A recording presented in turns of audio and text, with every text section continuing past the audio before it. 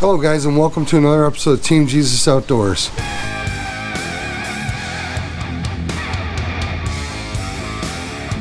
Hey guys, I've done a few electronics videos in the past, but I've recently picked up a 2015 Alumacraft competitor. And guys, I'm getting ready to rig my electronics on my 2015 Alumacraft, including my Garmin Livescope. Fellas, we spend a ton of money on our electronics, and when we spend that kind of money, we expect our electronics to do some pretty incredible things. But guys, let me tell you, the only way that your electronics are going to give you the kind of performance that you're hoping for out of them, that you're expecting for out of them, is to rig them properly. Guys, these highly sophisticated electronics that we are running these days draw a lot more power than what we were running a decade ago. These units draw a lot more power than the units that we were running just 10, 15 years ago. So guys, some of the most important things to remember are, if you want optimum performance out of your modern electronics, you cannot starve them of power. You don't want to cut corners on your mounting brackets and how you're mounting your units. And guys, you just want to put a little bit of thought and planning into the process to do it right the first time. There's no sense having $3,000, $4,000, $5,000, $6,000 worth of electronics and then not rigging them properly so that they're not serving you as they're supposed to serve you. So guys, the first tip I have for you, you want to feed your units good, clean power. And that means a couple of things. That means using the right batteries to begin with. That means running the appropriate size wiring from your battery to your electronics and wiring them properly. So guys, for this installation, I've decided to go with a house battery. I don't want to run my electronics off of my cranking battery. Now you can go to a really large heavy-duty cranking battery and you can run everything off of that one battery. That will work. It's just not my preferred way of doing it. I prefer to run the appropriate size cranking battery for my outboard and my pumps and lights, and then run a house battery for just my electronics. So for this installation, I've decided that I could get away with an 80 amp hour lithium battery, and I've decided to run a VMAX lithium battery. These guys are local, these guys are fantastic to work with. So I'm going to be powering my new installation with a VMAX 12.8 volt 80 amp hour lithium house battery. Now guys, I'm planning to mount my battery mid-ship. These things only weigh 15 or 20 pounds. They're light. They're not like a lead acid battery or even an AGM battery. So I've decided to mount this thing mid-ship to reduce the length of run that I have to run my wiring. So I'm going to mount the battery in the vicinity of the console, which means I've only got about a 12-foot run from the battery to the bow. And I've had a couple of buddies of mine and myself try to calculate the voltage and estimate the voltage drop over that short distance. And we've decided that 10 gauge wire is going to be more than enough to supply all the power I need to my graphs up front. So guys, I'm running 10 gauge wire from the battery to the bow. My Garmin GLS 10 black box will be mounted near the battery and powered directly to the battery with the power cord supplied. And my electronics at the console will be wired directly with the power cord supplied directly to the battery. So I'm only going to have to make one run with a 2-conductor 10 gauge wire, shielded 10 gauge wire, and that's going to take my power from the battery to the bow. Fellas, after I have run my fish tape through whatever cavities in the boat I need to run through to pull my transducer or to pull my power wires. Once I've run that fish tape through the cavity, I attach my fish tape to a piece of 12 gauge or 14 gauge stranded jacketed wire. Now I have several spools of this stuff from back in the day when I used to be in the trades, so I have easy access to this wire.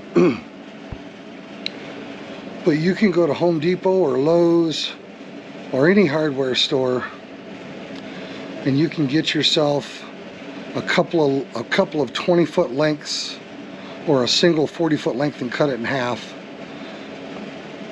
I know a lot of guys use a pull rope. I've seen guys use twine, but believe me, fellas, when I say nothing works better than a piece of jacketed stranded wire.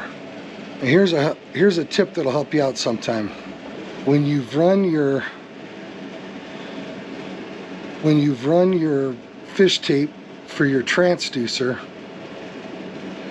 and you tape it off to your pull wire that you're going to use to pull the transducer wire back through, tape yourself a second piece of pull wire to your fish tape with your transducer cable.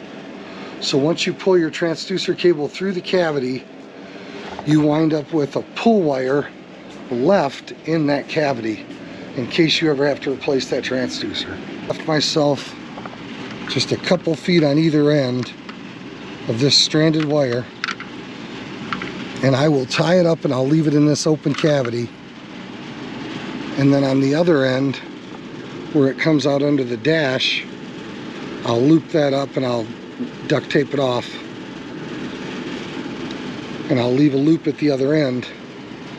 So if I've ever got to pull another transducer wire through that cavity, I've already got a pull wire there. Fellas, one of the trickiest parts about any electronics installation, or really anything you're installing on your boat these days, one of the trickiest parts of the installation process is running cables and wires and cords through penetrations. Guys, back in the day, the cable connectors that we used to use were much smaller, and the penetrations that we had to make into our boats was a whole lot smaller.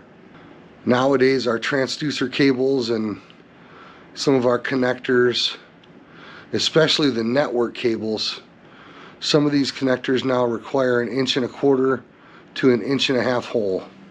This presents a real challenge for us, guys, because you got to use a real good drill bit. You got to use the right drill bit for the job.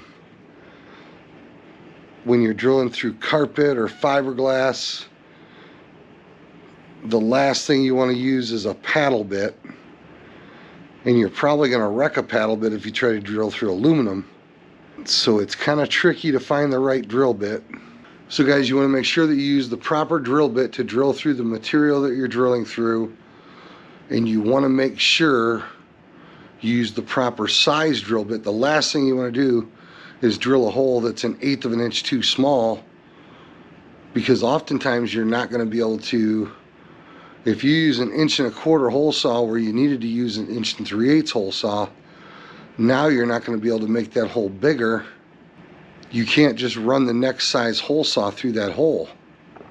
So you got to be very, very careful that you're using the right size hole saw and the right style of hole saw for the material that you're drilling through. And then, guys, what you're left with is a penetration with some pretty jagged edges.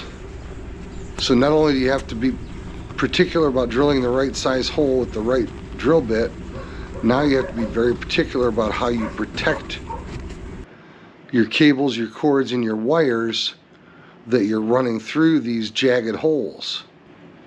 While trying to pull the wires through the boat on this particular project, I caught the top of my hand on something jagged and it ripped the skin of my hand right open. So you can imagine what that would do to your transducer wire or your network cable. So guys, one of the most important tips that I can give you is make sure that you drill the right size hole. Make sure that you're using the right drill bit for the material that you're drilling through.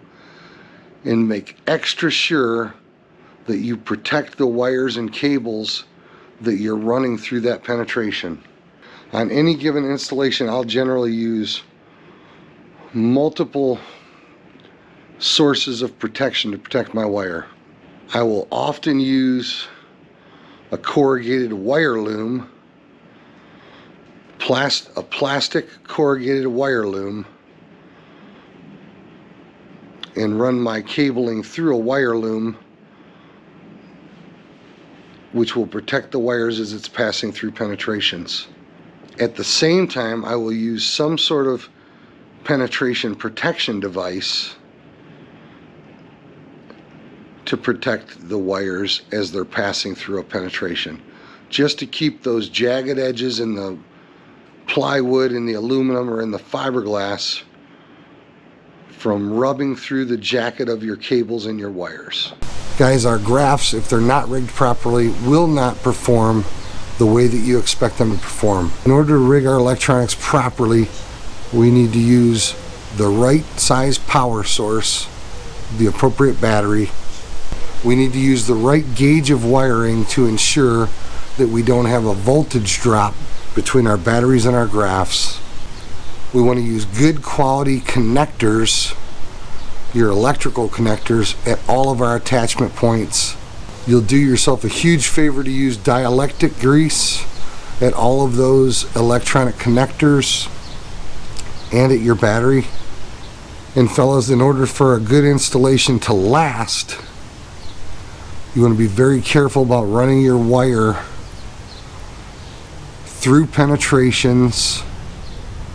You want to use a good wire loom when you're running your wires, so that your wires in your wiring that is exposed in your cavities is protected by a good wire loom.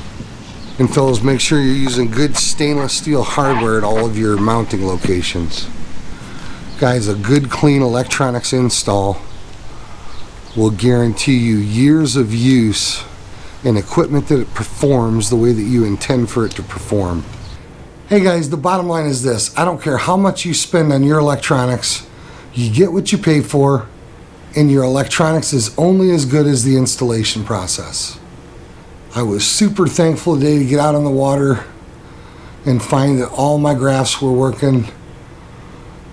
All the installation work we just done held up well. I think we pulled off a rock solid installation. I do have to play with the adjustment of my transducer a little bit for the new Lowrance.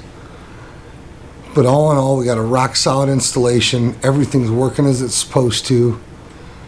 And that new equipment's gonna help me catch some fish. Fellas, if you've gotten anything from this video, or if you've enjoyed this video, please hit that subscribe button. Make sure you like this video. Fellas, we do a ton of walleye fishing. We do a bunch of bass fishing. We do a little bit of muskie fishing.